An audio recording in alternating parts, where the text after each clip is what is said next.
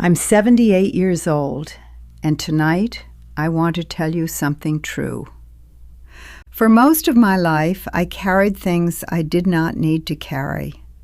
I cared what everyone thought of me, right down to the neighbor 2 doors down.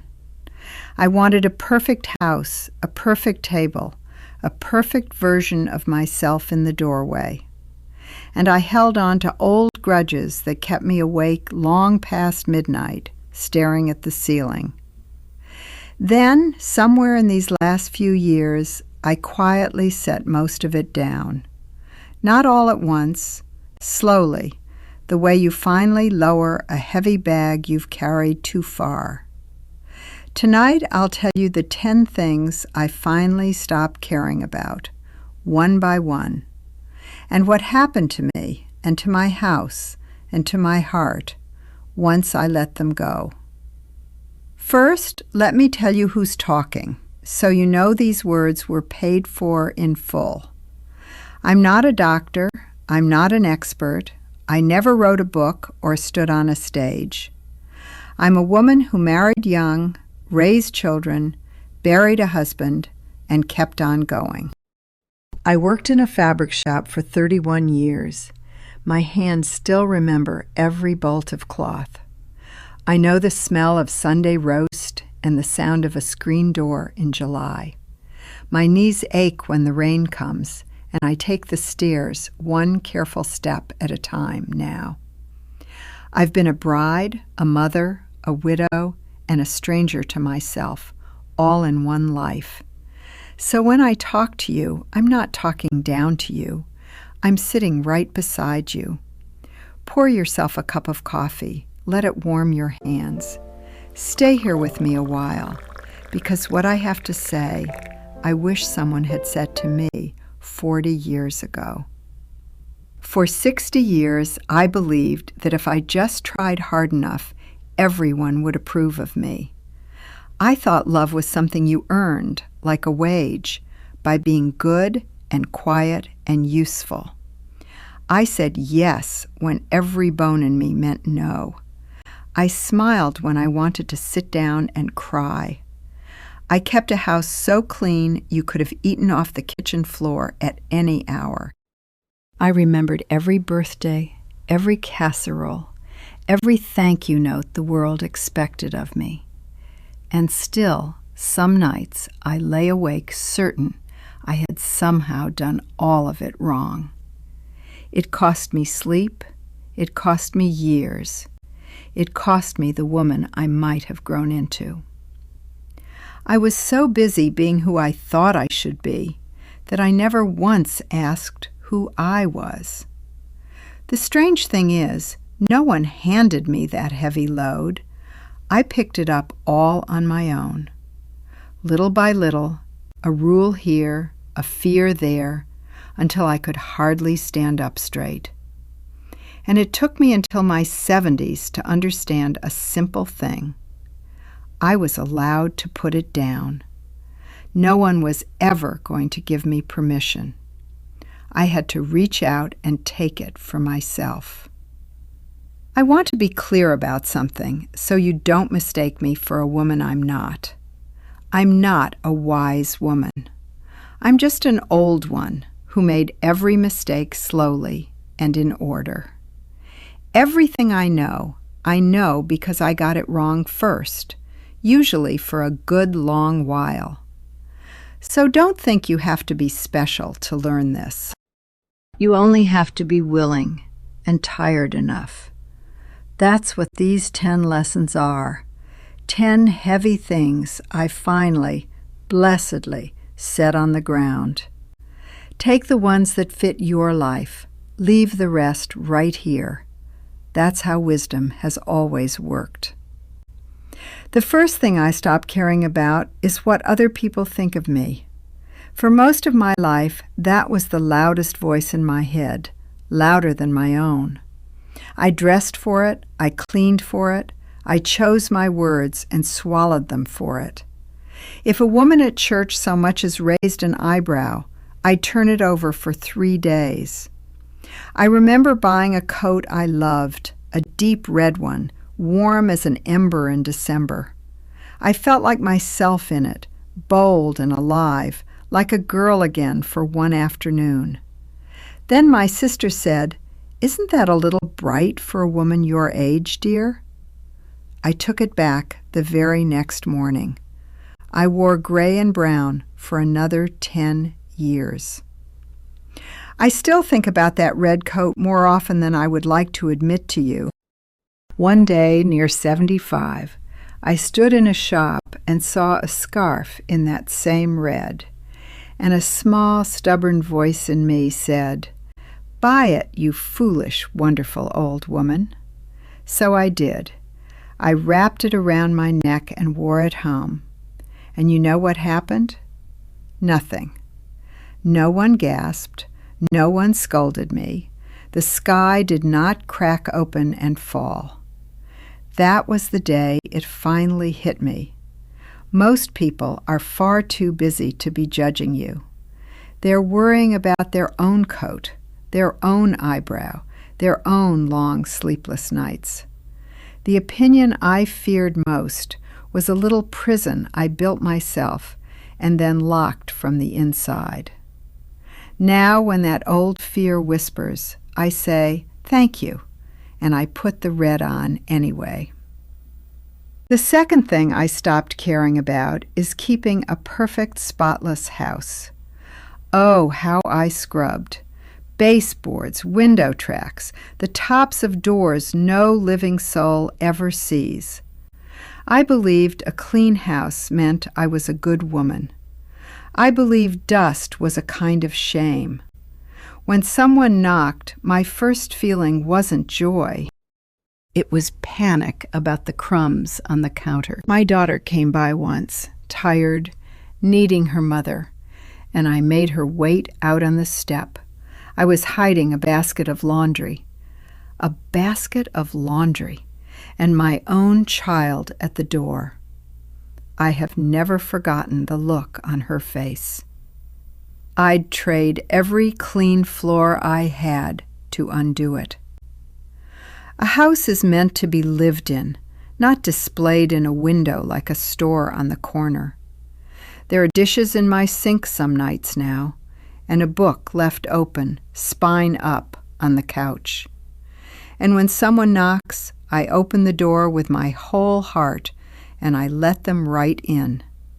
The fingerprints on my glasses are from hands I love. Why would I rush to wipe them away? So the pillows are crooked. So there's a ring of coffee on the table. Someone lived here today. A little dust never once kept a single person from being loved. I wish I'd known it at 40. Your house is not your report card. It's a nest. It's only ever meant to hold the warmth. Let them in before you clean. The mess will wait. The people, sometimes, will not. The third thing I stopped caring about is being right in old, tired arguments. I used to hold grudges the way some women hold silver, polished, counted, kept in a drawer. I had a falling out with my brother over our mother's house, over a table and 4 chairs. 4 chairs. We did not speak for 9 years over 4 ordinary wooden kitchen chairs. I was right, you understand. I had the better claim. I could recite it like a bedtime prayer.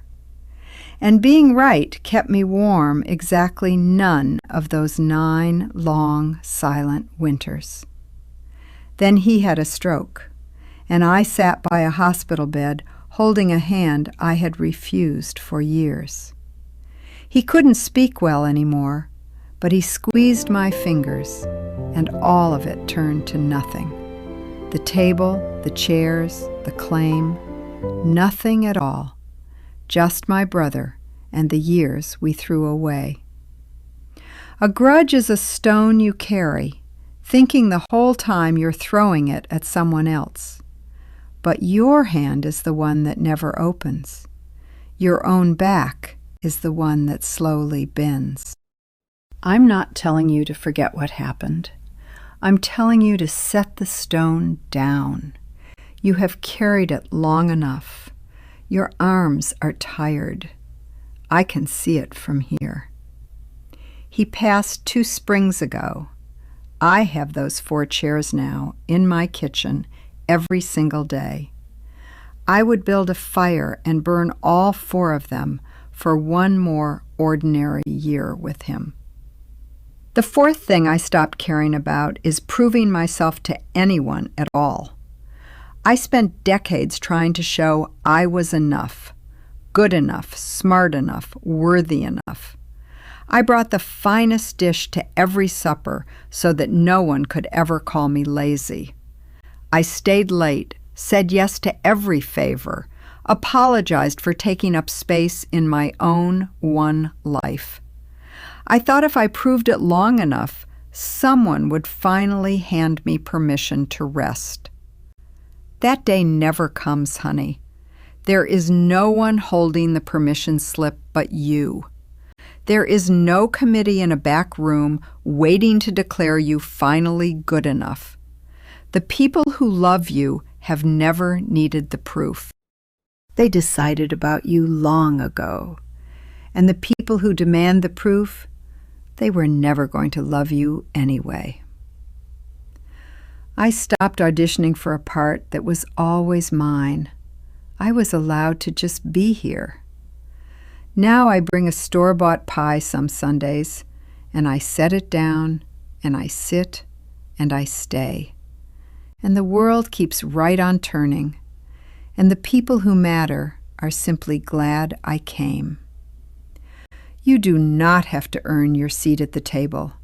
You were born already holding the ticket. Rest is not a wage you work toward.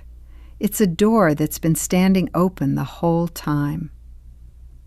The 5th thing I stopped caring about is trying to look younger than I am. For years I fought my own face as if it were an enemy sneaking up on me in the dark. Creams, careful lighting, the way I'd turn my chin so the mirror might be a little kinder. I mourned every gray hair like it was a small betrayal by the top of my own head. I have a photograph of my grandmother at 80, laughing, all her wrinkles full of sun. She looked like a woman who had lived and loved and lost and stayed soft through all of it. I used to think she just looked old. Now I think she looked finished in the very best way. These lines on my face are not damage. They're the map of everywhere I've smiled and wept. This gray hair is not a thing gone wrong. It's the exact color of a long and crowded life. I stopped hiding from the mirror.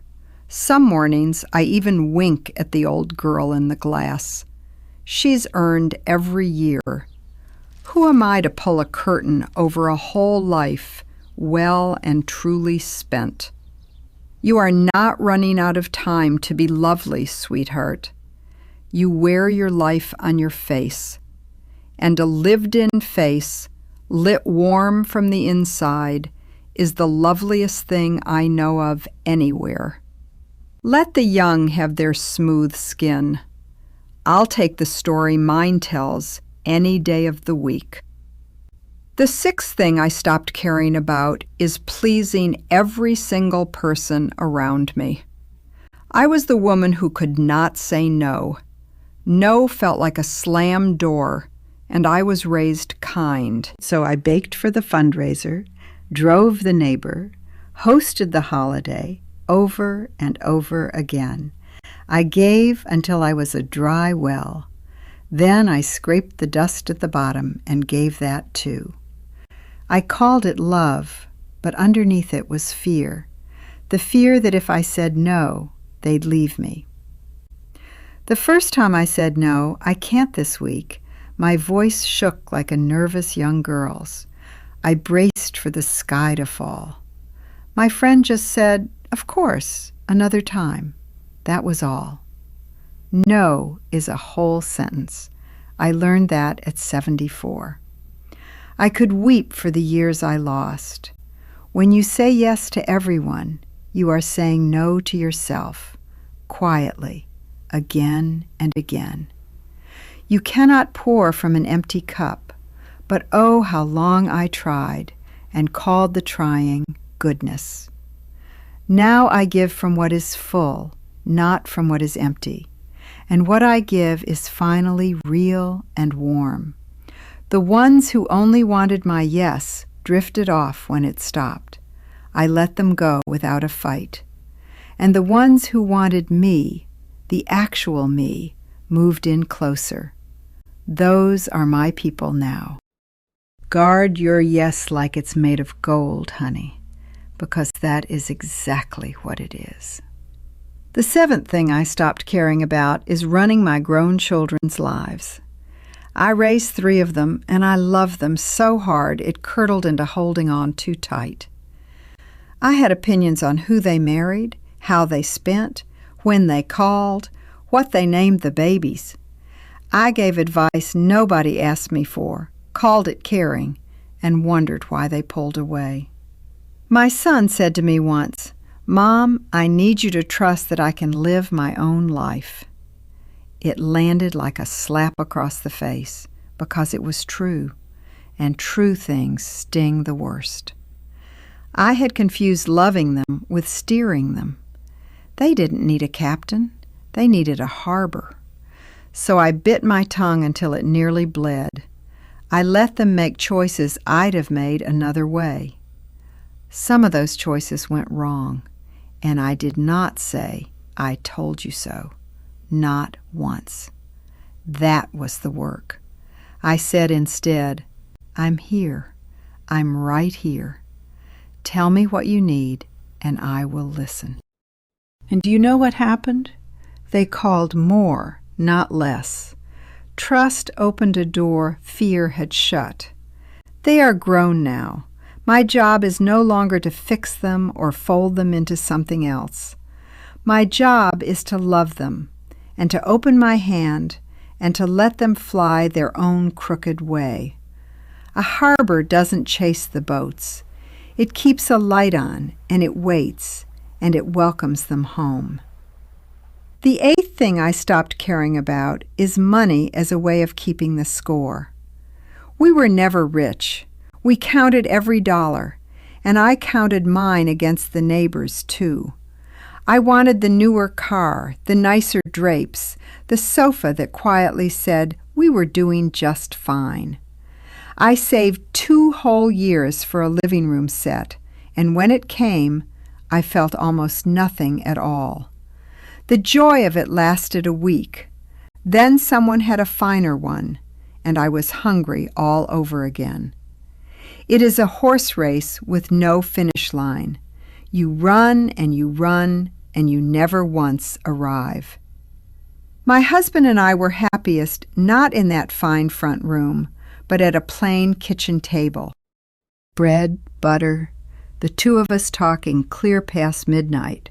It cost nothing. It was everything. When I count up what I truly own now, it isn't the drapes, it's the mornings, it's the people. Money can buy you a comfortable house. It cannot buy one warm hand reaching across the table. It can buy the bed, but not the sleep, the clock, but not the time, the house, but not the home. I finally stopped keeping score, and for the first time in my life, I felt that I had enough. Enough is not a number in a bank. It's a feeling you decide to let yourself finally have. The richest I have ever been was a cold night, a warm quilt, and the sound of him breathing. The 9th thing I stopped caring about is rushing through my own precious days. All my life I hurried. Hurry the children, hurry the dishes, hurry on to the next undone thing. I treated each day like a list to defeat and crossed off my one wild life, a chore at a time. I don't remember the errands now. I remember the times I stopped. A sunset, a slow cup of tea. There was a morning my husband asked me to sit on the porch and watch the light come up. I said I couldn't. There was far too much to do. I've no idea now what was so urgent. He's gone, and I would give almost anything for one unhurried hour on that porch with him. Time doesn't come back with the dishes done. It comes back in the moments you truly lived. Now I let the coffee go cold while I watch the birds squabble over the feeder in the yard. That is not wasted time. That is the whole point of having been given the morning at all. Being busy is not the same thing as being alive. It took me far too long to feel that. Slow down, honey. The list will still be sitting right there tomorrow, patient as ever. But some of these mornings, these exact ordinary mornings, will not come around again. So drink the coffee warm. Watch the light. Let the one thing wait. Be here while you're here. The 10th thing I stop caring about is whether I'll be remembered when I'm gone. For years that fear sat right on my chest at night, that I'd vanish, that none of it mattered. I wanted to leave a mark, something with my name on it, some proof I was ever here at all. I thought being forgotten was the same thing as never having lived. I was wrong there too. My grandmother left no monument, no building, no headline, nothing you could point a finger at. And yet she is in the way I hum a tune when I cook, and I don't know where I ever learned it. She's in my hands when I braid a little girl's hair. She lives in me, and she never once knew. We don't live on in stone or in name. We live on in the kindness we pass, hand to quiet hand. You have already left your mark, in 100 people, in 1,000 ways you'll never see. The casserole you carried over, the time you truly listened, the child you were gentle with. It travels on without your name on it, and that isn't a loss. That's how love was made to move. I stopped needing to be remembered. I started trying to be worth remembering, today, to someone. And the fear that had sat so long on my chest got up one night and left the room for good. Be kind now, while your hands still work. That is the only monument that has ever lasted. Now those are the 10 things, but wisdom isn't a list. It's what you do on a Tuesday. So let me tell you how this looks in a real life, in my kitchen, at my telephone, on my porch. There is a telephone on my kitchen wall, the old kind, with a cord I never replaced. For a long time I waited by it. I counted the days since my daughter last called me. And I let the number grow into a grievance, a little scorecard of who owed whom a call. One evening I looked at that phone and thought, you foolish woman, you have 2 good hands. I picked it up. I dialed. She answered, surprised, careful. We hadn't talked in weeks. I did not say, why don't you ever call? I said I was just thinking of you, that's all. There was a pause, and then she talked for an hour, the way she did when she was small. Pride had me waiting for her to come to me. Love had me walk across the room first. If there is someone you are waiting on, hear an old woman. You call them. You go first. The one who reaches out is not the weak one. She's the one brave enough to want it more. There was a friend I lost, not to death, but to a silence neither of us knew how to break. We'd said hard things years back, and pride built a wall one brick of quiet at a time. I saw her at the market last winter, both of us older, both pretending to study the apples. The old me would have nodded and hurried past and grieved it later, alone in the car. But I'm 78 and I don't have years to waste standing in the wrong aisle. So I said her name, just her name, and her face broke open like the sun after rain. We had coffee that lasted until the shop wanted to close. We never mentioned the fight. Some walls don't need to be discussed. They need one person willing to walk around them. If you're waiting for the perfect words to mend it, stop. Her name in your mouth is enough. In my closet there is a shoebox of letters, tied with a ribbon gone soft with age. Letters from my husband, from my mother, from friends now gone, all in their own dear hands. For years I couldn't open it. The grief felt like a room I might not find my way out of. Last autumn, on a gray afternoon, I made a pot of tea and untied that ribbon at last. I cried, yes, but I laughed, too, at his terrible spelling, at a joke 50 years old. The people we love aren't only in the missing. They're in the paper, the ink, the small words. I read one letter a week now. It's not sad. It's a visit. It's them come to sit with me. If you have a box you've been afraid to open, one quiet day, make the tea. Untie the ribbon. Grief you keep locked away only grows heavier. Grief you let breathe becomes a kind of love. Here's a small one from just this very morning at my own bathroom mirror. I had a lunch to go to, and I caught myself frowning at the woman looking back at me. The old habit rose up. Fix the hair, hide the hands, apologize for the face with a scarf. And then I stopped. I looked at her, really looked, at 78 years of weather and joy. I said out loud, "You've carried a lot, old girl, and you're still standing. Let's go to lunch." I went just as I was, silver hair, soft chin, a little lipstick because I like it, not to hide. You do not owe the world a younger face. You never signed that contract. No one ever did.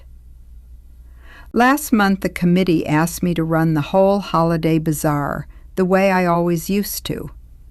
My mouth started to say yes before my heart had any say in it at all. Pure old habit. I stopped. I took one slow breath. I said, "I'd love to bake, but I can't run it this year." The woman blinked, said, "Of course. Thank you for the pies." And that was the whole disaster. I baked 4 pies, happy as anything, and I went home and slept like a tired child. You can say no to the job and yes to the joy. You're allowed to choose your own portion. And most evenings now, I do the thing I once told my husband I was far too busy for. I take my coffee to the porch, sit in the rocking chair, and I watch the whole day close. The neighbor's boy rides his bicycle past. A dog barks. The light goes gold, then rose, then gray. I used to think sitting still was doing nothing. Now I know it's the most important thing. It's being here, awake, for the one ordinary evening that will never come again, just so. That porch is my church now. No sermon, just the light and my breath, and quiet enough. There's another thing I want to tell you about, because I know some of you feel it too. Somewhere after 60, the world stops looking at you. You become a kind of gray furniture. The young clerk talks right past you. Nobody holds a door. You feel yourself fading at the edges. For a while that broke my heart. I'd been a bride, a beauty once, and now I was scenery. Then one afternoon a small girl at the market stared at me, open and curious the way children do. She said, "Are you somebody's grandma?" And I said, "I surely am." And she said, "You look soft. You look soft." I've been called many things in 78 years. That one I will keep forever. I decided that day I'd rather be soft than seen. I stopped needing the world's eyes on me. I look people in the face now. I speak to the tired clerk by name. I do the scene myself. You don't disappear when the world stops watching. You're finally free to look outward instead. I learned one of these lessons not from my own long life, but from a stranger at a bus stop. I was maybe 68, waiting in the cold, wound up tight about something I've since forgotten. An old man sat down beside me. Thin coat, kind eyes, a paper bag of bread on his knee. He looked at the gray sky and said, "Well, isn't it a fine day to be above the ground?" I almost laughed. It was raw and gray and miserable, and he meant every word of it. He said he'd been sick the winter before and hadn't been sure he'd see another spring at all. Now every plain gray day was a gift he unwrapped slowly. Even the cold, even the long waiting. My bus came. I never saw him again. But I've thought of him 1,000 mornings since then. Isn't it a fine day to be above the ground? I say it now when the little troubles start to swarm. Sometimes the whole of wisdom is a stranger's one sentence, landing at the exact right hour.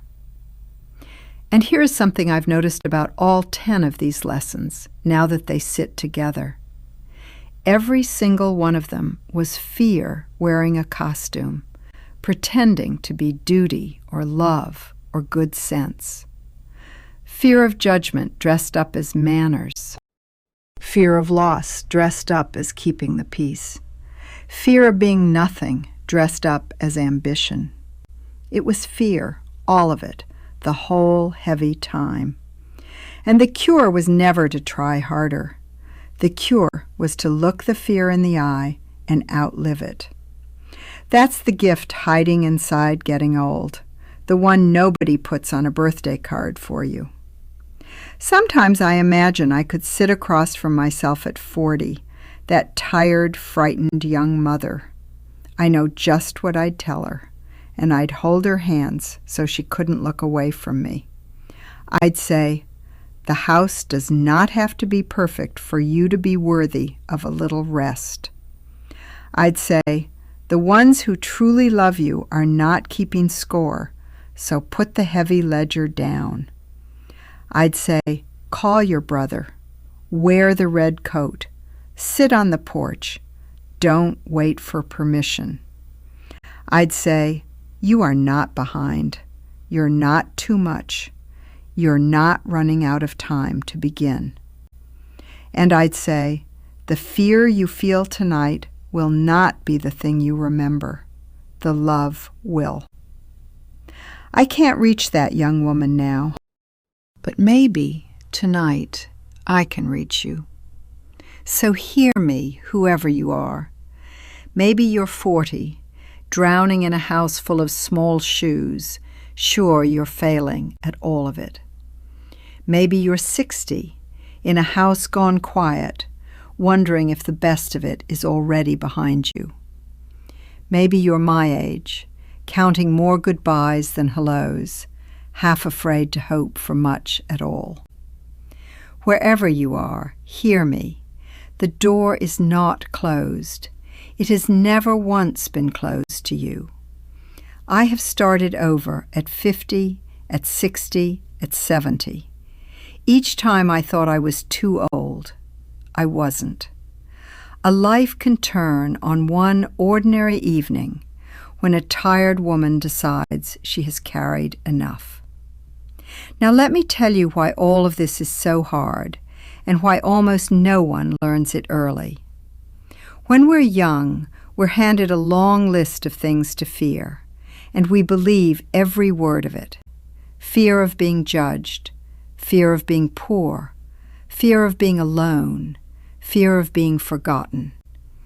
And fear is a loud, convincing thing. It shouts. It keeps you cleaning at 11 at night. But here is what age does, if you let it. It slowly turns the volume of that fear down. Not because you grow numb, because you have seen again and again that the sky doesn't fall. You said the wrong thing, and you survived it. You were judged, and you are still standing here. You lost people, and somehow the morning still came, gray and quiet, and you got up anyway. After enough mornings, the fear loses its authority. You've caught it in too many old lies. That's not wisdom falling from the sky. It's just a long life teaching the same lesson slowly. And the great secret is this: you don't have to wait until 78 to start believing it. You can borrow my mornings. You can take these 10 lessons and stand on my 78 years. That's the whole reason I'm sitting here, talking to a little glowing light in an empty room, so that maybe one of you sets the heavy bag down at 50 and gets those extra years for free. People ask, don't you get sad so close to the end, thinking of all that wasted time? And I tell them the truth, no. Regret is only love with nowhere to go, and mine has somewhere now. Every lesson I learned late, I can still hand to someone earlier. That's what makes the years count.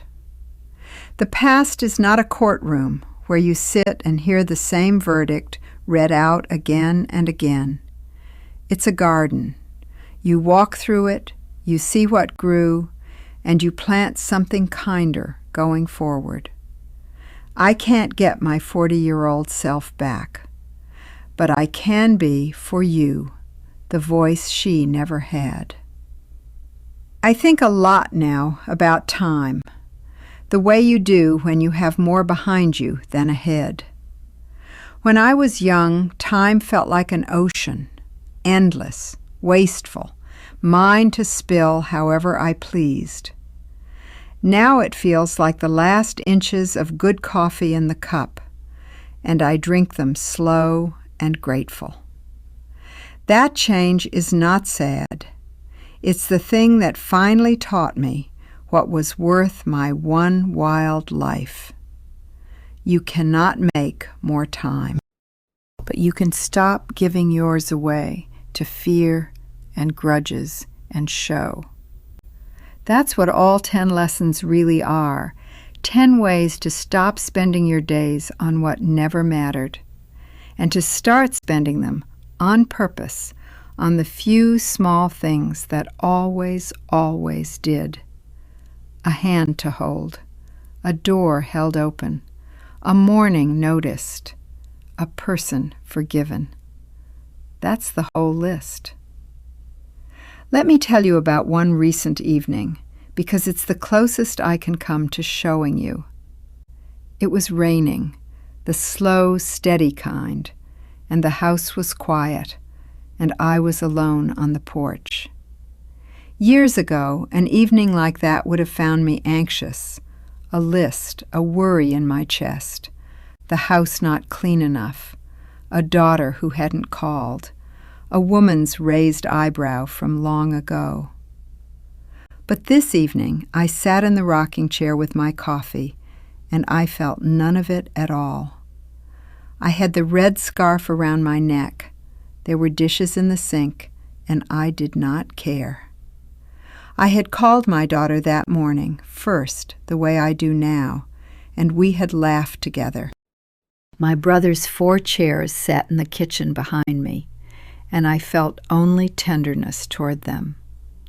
And I realized, rocking there, that the woman I'd been so afraid to be was simply free, not younger, not richer, not admired by anyone at all, just free and warm and here. That is what I stopped caring about, and in the empty space it left, this is what came in. Peace on an ordinary rainy Tuesday at 78 with no one watching. It was enough. So here is what I want to ask of you tonight before you turn off the light and sleep. Not 10 things, just one small thing. Wisdom is only ever real when your hands actually do it. Pick up the phone and call the one you've been waiting on. Go first. Let pride lose this round. Or take one thing off your list and give that half hour back to yourself, guilt and all. Or stand at your own mirror and say something kind to the face that carried you this far. Or open the drawer or the box or the door you've been afraid of and let a little light in. Just one, tonight. Small enough to actually do, large enough to feel the weight lift a little. You don't have to fix your whole life this evening. You just have to set one single stone down. I did it all myself, you know. Every hard thing I'm telling you, I did with shaking hands. The first call, the first no, the first red scarf. None of it felt brave. It felt terrifying. Courage isn't the absence of the shake. It's dialing the number while your whole hand is shaking. So let your hand shake, my dear. Do it anyway. That's the secret. And now it belongs to you. Because here is the truth I most want you to carry out of this room and into your night.